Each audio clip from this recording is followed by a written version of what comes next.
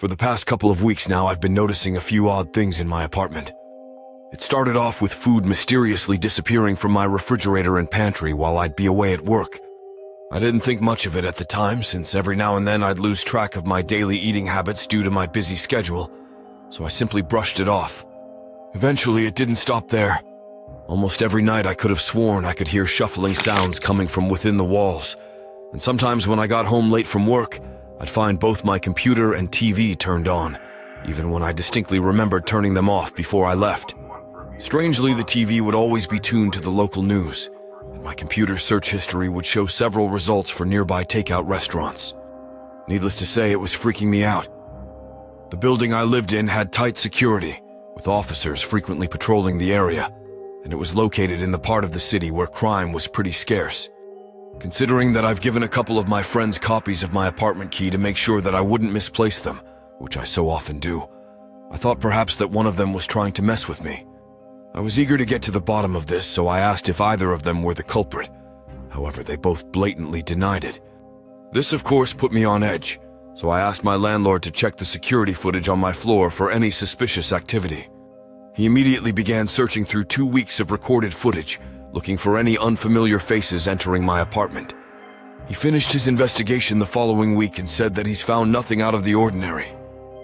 "There's nothing to worry about," he assured me. "It's probably all in your head, man."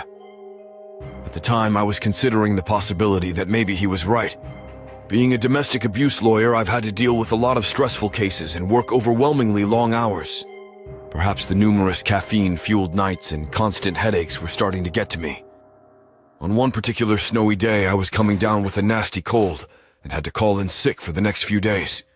Despite having to reluctantly waste some of my days off on such a gloomy occasion, I was still glad to be temporarily free from my hectic obligations. It was around 7:30 and I was getting really tired. I'd finally made it near my apartment on the 6th floor. I just got back from picking up some remedies at Walmart and was anticipating a nice long night of peace and relaxation. Just as I stood in front the door, I immediately heard a faint shuffling in the distances. My eyes scanned the hallway for any signs of life. Nothing. Suddenly, I could hear footsteps quickly creaking on a wooden surface. After listening in closely, I made a chilling realization of where these footsteps were coming from. Inside my apartment. This couldn't have been one of my friends, as I had recently changed the lock on my door due to all the strange things that have been happening.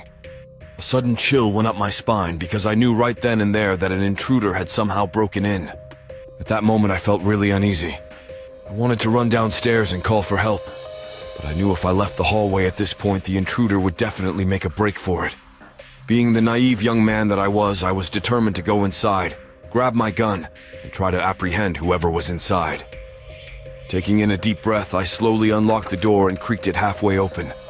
I was instantly hit with a powerful, ghastly odor that made me want to puke. It smelled like something had been decaying in there for quite some time. Ignoring it, I cautiously proceeded to the kitchen to grab the gun I kept hidden in the top drawer. I grabbed it and opened the lights. To my surprise, the first thing I noticed were several pizza boxes and takeout bags scattered across the ceramic tiles. This struck me as rather odd, because I knew I didn't order any takeout that day. I also noticed that there were food-covered footprints leading directly into the living room. Someone was definitely in here, and it looked like they were in a hurry to remain hidden from me. I slowly made my way into the living room with my gun at the ready. The footprints lead right next to the boarded-up wall that was stationed on the other side of the room. There were a couple half of broken planks in the middle of it that I haven't gotten around to fixing yet. Very carefully, I walked towards the wall for a closer inspection. My heart was beating with every inch I took. I stopped walking around a few feet away from it and began closely examining it. I couldn't make out anything inside, so I moved my head in even closer to search for any signs of life.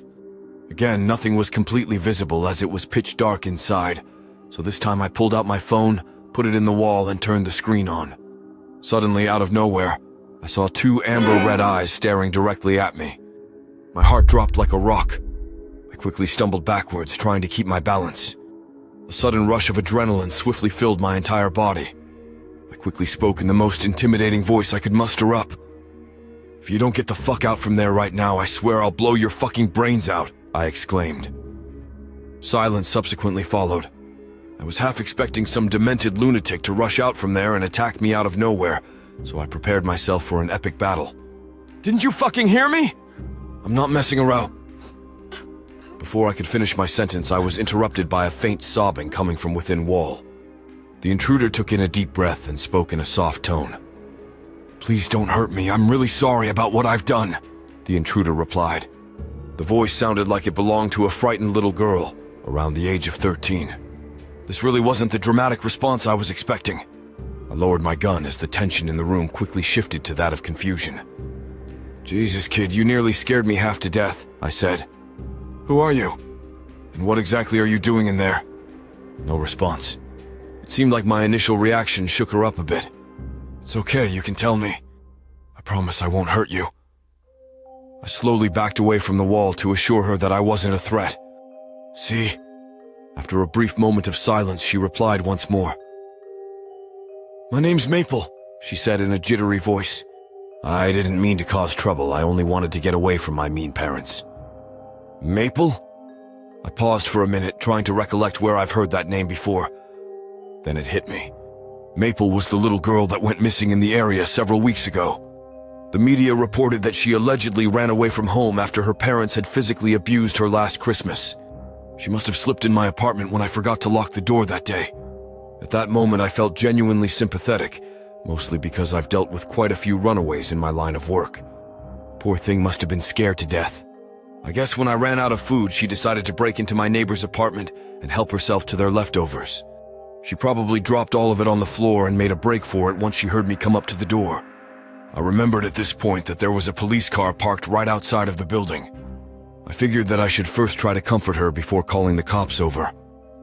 It's okay, sweetie, everything's going to be all right, I assured her. Just please, come out so I can make sure you're okay. She suddenly stopped sobbing and became quiet. Dead silence filled the room as I anxiously awaited a response. She was almost starting to freak me out. After about a minute passed, she finally said something. Okay, but could you first put the gun on the floor and come closer? I need help getting out. Her voice sounded slightly deeper this time. The sudden shift in tension kind of threw me off at first. I wanted to comply with her demands, but I had this strange, eerie feeling deep inside that something was off. At the time, I couldn't make out what it was, though. Giving in to my paranoia, I thought it was best if I just left her there while I went to go get help. Oh, actually, just wait here, Maple. I'll be back soon with the... Wait, don't go! She interrupted in a surprisingly loud and desperate plea. The sudden outburst made my whole body flinch. You can't leave me here. My ankle, it hurts really badly. I think I twisted it when I slipped on the floor. I don't think I can get out on my own. You have to get me out of here right now. This place is really creeping me out. I hesitated for a moment. Believe me, I wanted nothing more than to help her out. But there was something about her tone that made me feel like she wasn't completely telling the truth. My intuition's usually pretty good at judging whether or not someone was lying, so I was inclined to follow my gut feeling. I'll only be a couple minutes. Hang in there, kiddo. I promise I won't be long. I quickly ran out my apartment before she could say another word. After a brief elevator ride down, I sped across the hall, out the spinning doors and into the freezing weather. To my relief, I found a slightly chubby officer talking to his slim partner right across the street from me. I ran towards them, eager to tell them everything that went down. Before I could make it halfway there, however, I froze. My heart sank as I remembered something that will forever send a chill down my spine. I couldn't believe I didn't realize this until now. That couldn't have been the same missing girl because last night she was found murdered a couple blocks away. Her lifeless body was discovered stuffed inside the wall of a vacant apartment. It was all over the news this morning. Struck in awe, I was left nervously wondering who the hell was hiding in my walls this entire time. I wasted no time as I rushed to the police and frantically told them everything like a nervous wreck. At first they thought it all sounded a bit sketchy, but after I persisted for a few minutes, they were finally persuaded to follow me and take a look. Without catching my breath, I ran back to my apartment with the officers following closely behind. When we made it to my living room, I showed them where the intruder was hiding. The chubby officer told me to step back, as they both drew out their guns and pointed them at the wall. This is the police! I want you to get out from there right this instant and put your hands on the ground. The officer's demands were met with silence. You have 5 seconds to comply or else I'm dragging you out. Still nothing. The slim officer nodded, cueing his partner to go in. His partner pulled out a flashlight and slowly walked towards the wall with his gun still drawn out. I anxiously watched as he made his way to the wall and put his head inside. He began thoroughly searching both sides. "Did you find anything?" the slim officer asked. "Nope, it's all clear," he replied. "But I can tell someone's been hiding in." Before he could finish his sentence, he paused. He puts his head in deeper for a closer inspection. "Hold up, I think I see something." Judging by the surprise in his voice, I had a feeling that he was about to discover something really disturbing. I could feel it in my bones. "What is it?" his partner called out. The chubby officer took his head out of the wall and looked at his partner with a shocked expression. I think I can see a couple of bodies inside." Those words made my entire world turn upside down. I almost couldn't believe what I was hearing. "Are you sure about that?" the slim officer asked. Yeah, I'm sure of it," he exclaimed. "My God, I've never seen anything like this in my entire life. These bodies, they look so mutilated. Just what the hell happened in here?" The unsettling thought that I had just stood feet away from human corpses made my stomach turn. The powerful stench of decaying flesh made me want to puke my guts out. I knew right then and there that whoever had been hiding in my walls this whole time was definitely not a little girl. "Help me break down this wall, one of them could still be alive." The slim officer put his gun back in his holster and walked towards the wall.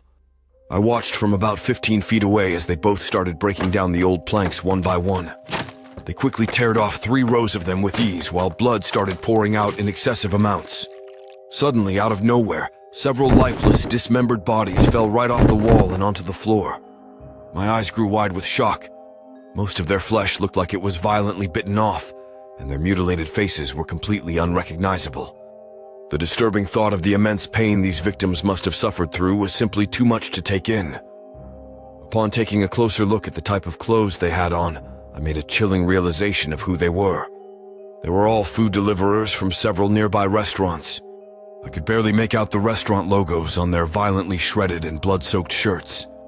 I wanted to look away from the gruesome sight, but there was something above the bodies that had caught my eye. It looked like there was something written in blood on the inside of the wall. At first, I couldn't make out what it said through the darkness of the room, so I slowly walked closer to read it more clearly. My entire body shook to its very core the instant I realized what it said. "You're lucky you didn't do what I asked,"